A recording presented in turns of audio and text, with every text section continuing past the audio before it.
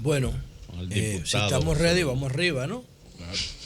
Vamos arriba. Hoy es 12 de octubre. Sí, Día de la Raza. 12 de Y octubre. entonces hay un conflicto Día mundial. del encuentro de dos mundos. Hay un conflicto mundial sobre este acontecimiento, esta efeméride. Los españoles. Porque hay grupos que no están de acuerdo con que se celebre el día de hoy, con el matiz, con la dimensión que se le ha dado a esto, el descubrimiento de América. Y otros que reivindican el derecho histórico de los indígenas que poblaban estas tierras cuando los españoles llegaron a América. Y uno tiene que ver esto con muchísimo respeto, porque hay que decir que con el descubrimiento de América inicia la edad moderna. Es con el descubrimiento de América que inicia la modernización de la civilización. Y esas cosas, independientemente de que de por medio haya costado tantas vidas, tenemos que reconocer y entender y estudiar que la civilización, antes de ser civilizada, pasó por una etapa de salvajismo.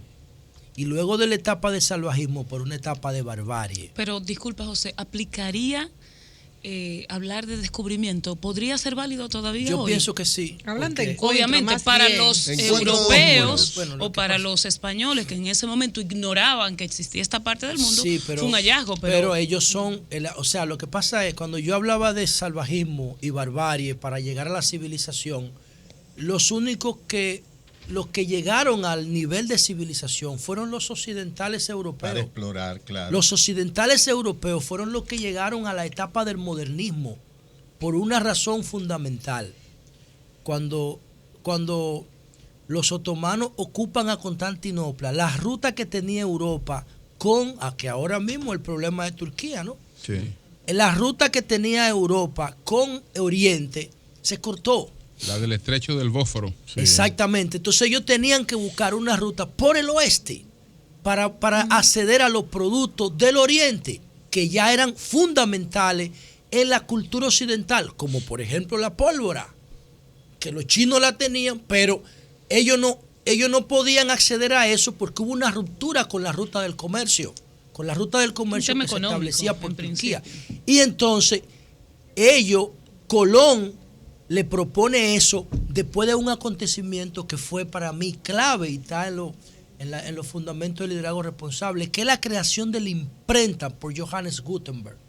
Porque cuando Johannes Gutenberg no es que crea la imprenta, es que la había asimilado de la cultura oriental, por ese mismo intercambio que había entre Europa y Oriente. Lo que pasa es que la imprenta de los chinos y de los coreanos está en la ONU. Cuando fuimos a la ONU el año pasado, hay una imprenta de esa primitiva, estaba basada en madera y era de una sola pieza, y con la humedad se dañaba porque la imprenta fue inspirada por las máquinas de exprimir las uvas para el vino. De ahí es la inspiración. Entonces Gutenberg, que era herrero, el aporte que le hace es que hace las planchas de metal y separa las letras, los caracteres. Entonces ya tú, para escribir mesa, podías utilizar 4 caracteres. Antes había una pieza para mesa. Y eso complicaba el proceso de impresión. Cuando Gutenberg crea la imprenta occidental, que es la que conocemos hoy, por eso a los periódicos se le llama prensa. Por ese aporte de Gutenberg. Y es la sociedad que está en crisis hoy porque los formatos digitales están desplazando los formatos impresos. Pero miren cuándo nace el formato impreso, en 1454. Y cuando la imprenta de Gutenberg, que lo primero que imprimió fue la Biblia, entonces empezó a dar conocimiento de la brújula, de otros instrumentos de navegación y sobre todo de los mapas. Y el hecho de que ese conocimiento se popularizara entre las clases que le interesaban esos temas, le permitió a Colón llegar hasta aquí. Y eso es un acontecimiento histórico que, independientemente de la violencia que tiene de por medio, porque se dio en el final de la barbarie, no había reglas, no había derecho internacional, no había nada de eso.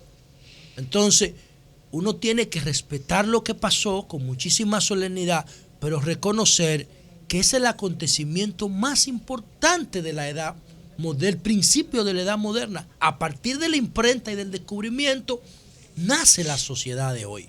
Y después se complementa con el protestantismo de Lutero, que fue en 1512, y que creó el concepto indirectamente creó las condiciones para la Declaración Universal de los Derechos Humanos, para la figura del presidencialismo, que lo crearon los ingleses que se fueron de Inglaterra y fundaron Estados Unidos, y el concepto de república moderna como lo tenemos ahora, el contrato social, basada en el contrato social.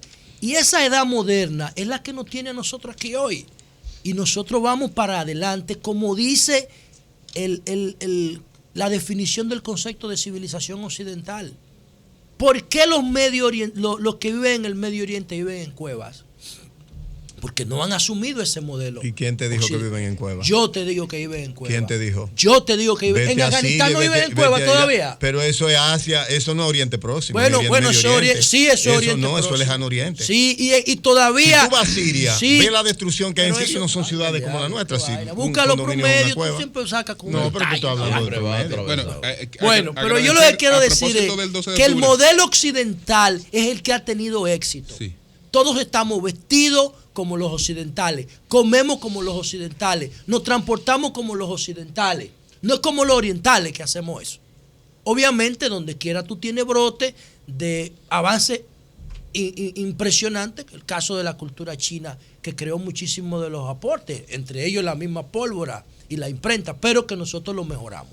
Por otro lado, decir lo siguiente. Antes que pase a otro tema, José, a propósito del 12 de octubre, gracias a Teresa Martés, que nos recuerda que también hoy es el Día Mundial de la Artritis Reumatoides. Es el Día Internacional de la Artritis Reumatoides. Pero también yo quería decir lo José, siguiente. agradecer ya de Rosendo Correa nos llama y nos dice que el caso de Olmedo Pineda ya lo están tratando, piden disculpas por lo que pasó y que van a resolverlo y en inmediatamente. el caso del apagón de 12 horas. Averigua eso, Rosendo, también. Sí, 12 horas. Pero lo de Olmedo ya está resuelto. Y que Olmedo que nos llame desde que llegue la brigada. Exactamente. Bueno, así es. Entonces, como uno no hace nada solamente comentando estas cosas sin proponer alternativas o planteamientos que puedan ser más útiles socialmente, yo quiero decirle a mi gobierno y a mi partido lo siguiente, y a los sectores que están vinculados al turismo.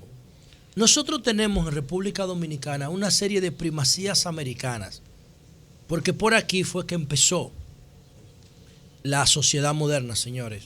O sea, lo que nosotros tenemos como patrimonio no lo tiene ningún país del mundo. Pero nosotros no le sacamos provecho. Y quiero poner el ejemplo del tema de la ruta de Colón y de la piratería en el Caribe, que Juan Bo la describe perfectamente, donde Juan Bo dice que hay una comunidad, los bucaneros, que son endémicos de la isla española, que solamente se dio el tipo de desorganización aquí, en ninguna otra parte del planeta. Una comunidad que no tenía jefes y que trabajaba sobre la base de la cooperación y del colaboracionismo. Pero además de eso está el tema de Piratas del Caribe. Hollywood le saca miles de millones de dólares a la historia de Piratas del Caribe. Nosotros tenemos aquí, entre Haití y República Dominicana, por Cabo Haitiano, la isla donde se asentaban los piratas. Y eso nosotros no le sacamos ningún provecho. La isla original está ahí abandonada, donde se asentaban los piratas de verdad. A eso Hollywood le saca miles de millones de dólares. Nosotros tenemos que pensar cómo aprovechar esas primacías. Nosotros tenemos el primer bar de América, señores, Patepalo, que era una taberna, que era Patepalo. Sí. Tenemos el primer puerto, la Tarazana. Entonces, todas esas cosas nosotros tenemos que incluirla en una ruta. El bar tenía muchísimas primacías. El bar tenía su complemento. Tenía su complemento, no solo era para traguear, ¿no? El bar era completo porque. Bueno, es que en esa época, es un bar completo? Que daban servicio completo. Daban servicio. Porque estábamos hablando de una época donde la civilización estaba empezando. Imagínate tú, esos hombres que estaban aquí sin mujeres, muchos hombres solos. Pero entonces era un centro de prostitución. no era de prostitución. Eso era un centro de prostitución, eso no era un bar. Eran objetos de intercambio. Eran objetos de intercambio. O sea, la mujer como mercancía. Pero en sentido general, lo que quiero decirle a mi amigo, a Francisco Javier, es que coja 2 barcos viejos de la Marina de Guerra, se vaya a Hollywood, busquen una compañía de esas de utilería que hacen esos performance que vemos cuando vamos a Disney o a Las Vegas, y vengan aquí y monten una ruta de Pirata del Caribe y otra ruta del descubrimiento. Hay algo que no lo dijiste por no darle mérito a un gran dominicano. A mí me sacaron una vez de un monumento en Sevilla. Porque en la Catedral de Sevilla hay que dicen, también ahí es que dicen que están los restos de Colón y que lo que nosotros, tú dijiste que estaban aquí. No. Ahí están. Y te sacaron. Sí, claro. Pero entonces, tú sabes que se determinó recientemente, Julio, que los de allá son los restos y los de aquí también. Pero aquí están los restos de Colón, y aquí que están. Y ahí que están. Y en ese monumento que está ahí es que están los restos de Colón. Pero quizás no fue por eso, quizás fue por racista. Pero nosotros le podemos sacar provecho a eso. ¿Cómo le podemos sacar? Si tú coges un grupo de turistas y los montas en Puerto Plata, o los montas en La Romana o en Punta Cana, lo llevas a la isla de la Tortuga, lo llevas a la isla de la Tortuga, lo pasas por el Cibao, por la ruta del tabaco, lo llevas a La Vega, al turismo religioso de La Vega, lo llevas aquí a la zona colonial y terminas llevándolo a ver los restos de Colón. En ese faro que no ha servido para nada porque no hay visión.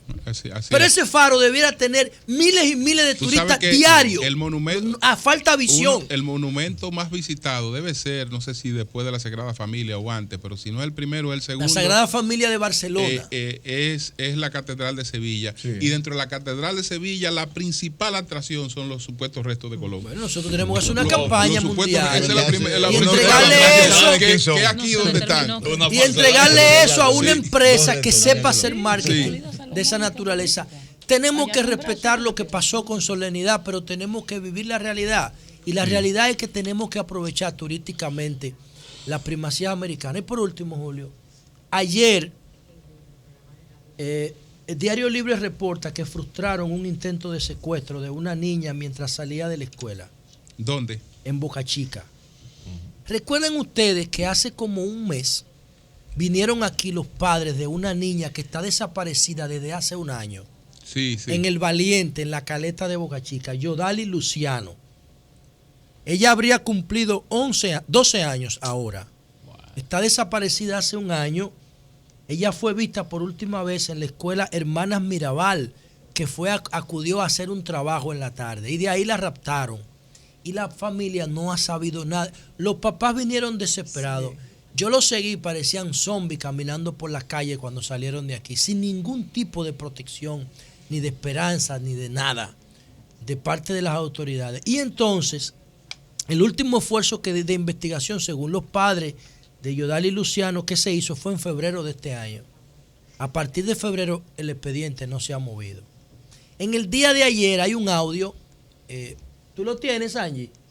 Vamos a escuchar el audio del padre de la niña que intentó ser raptada en Boca Chica para luego hacer un aporte final. Okay. Vamos a escucharlo. Señores, lamento informarle a todos mis hermanos y amigos de la infancia, le habla Franklin Castro de este lado. Disculpen si estoy un poco nervioso. Señores, intento de secuestro contra mi hija Rica al salir de la escuela de Boca Chica.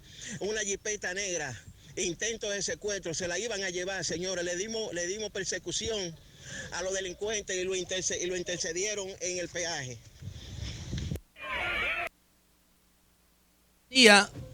La comunidad en el entorno del peaje y de Boca Chica quería linchar a los 3 tipos ayer. ¿Y no lo hicieron? No, pero qué bueno que no lo hayan hecho, porque se necesita saber si hay una estructura detrás de que maten 2 y que investiguen uno. Incluso hay un tipo, yo tengo la fotografía, y lo llevan la voy a postear ahora en la red. Del este y de ellos están presos en el destacamento de ahí de la caleta. Pero limpiecito también. Sí, hay uno que tiene una ropa militar, que no se puede decir que sea militar, a veces se ponen esa ropa para camuflarse. Entonces, hay que ver, las autoridades tienen que llamar al programa hoy o mañana o cuando sea y explicar si estos tipos estaban actuando de una manera aislada o forman parte de una red. Y lo digo por el caso de Luciani, la niña que también se desapareció de ahí. Pero además recuerden ustedes que dentro del caso de Carla hay un tipo que le decían el Flaco. El Flaco fue muerto por la policía en Boca Chica, entre Boca Chica y San Pedro, tratando de raptar a una niña. No sabía. Entonces son demasiadas cosas que se quedan en el aire, y hay que ver si esto forma parte de una estructura que está abusando de los niños pobres, porque no hay un niño rico secuestrado, todas son pobres. Entonces, si esto es aislado o si esto forma parte de una red, ojalá que las autoridades del Ministerio Público de la provincia de Santo Domingo, que es a lo que corresponde todavía esa comunidad ahí, en el entorno del peaje, a ver si nos llaman y nos dan una explicación sobre este caso. Cambio fuera, Mauricio.